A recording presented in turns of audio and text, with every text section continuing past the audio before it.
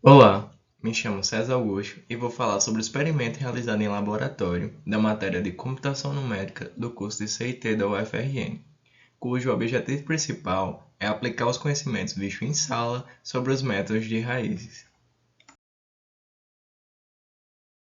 bisseção e falsa posição, que são métodos abertos ou intervalares, e os métodos de Newton e secantes, que são chamados de métodos fechados ou não intervalares. A partir deste experimento, que foi realizado utilizando uma bolinha, cujo objetivo era arremessar e fizesse com que ela chegasse ao outro lado. Através disso, a gente analisava essa imagem utilizando frames através do programa de Media Classic Player, no qual a gente realizou a captura desses frames, e a partir daí a gente transformar esses dados obtidos num programa em Python, para que a gente consiga calcular e descrever o movimento da bolinha na imagem. Este daqui foi o experimento realizado. Estes são os frames que foram utilizados para realizar as medições e os cálculos a partir daí. O primeiro representa o momento do primeiro frame e assim por diante, até o último momento do frame que está mostrado no final da imagem, a bolinha lá embaixo. Foi feita uma relação trigonométrica, onde observou-se as relações que descreviam na hora do arremesso.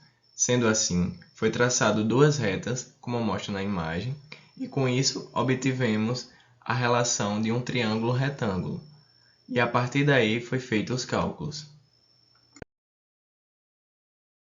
Através da relação, percebemos que se tratava de um triângulo retângulo e que já possuímos os valores de x e de y. Na parte inferior, utilizamos os valores encontrados em pixel na imagem e do lado os valores de y.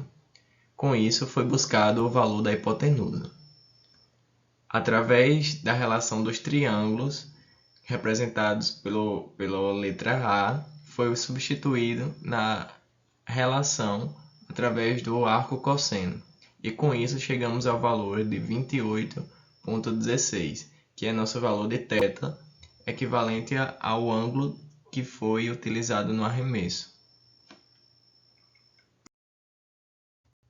Estes foram os códigos utilizados nos métodos intervalares, bisseção e falsa posição.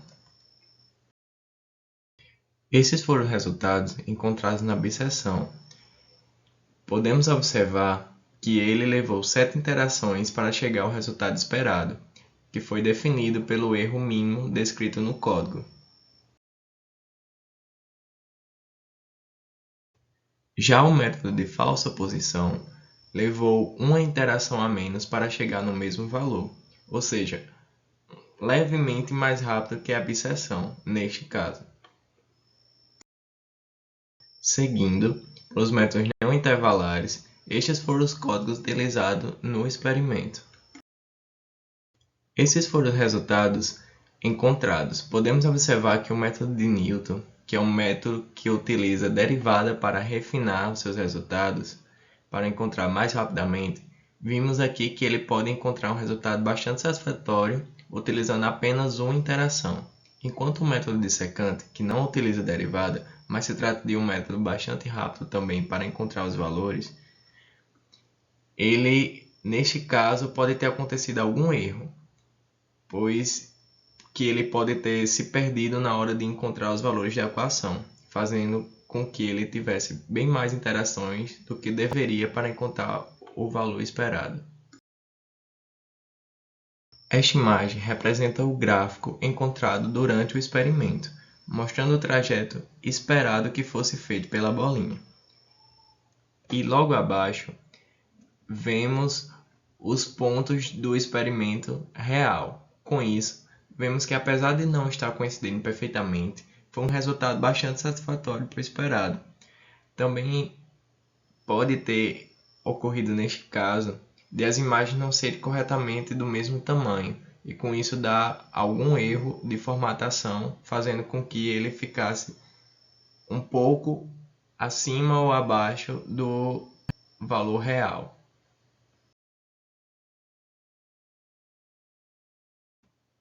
Bom, este foi o meu trabalho, sou César Augusto e com isso eu me despeço. Muito obrigado por assistir o vídeo até aqui e até mais.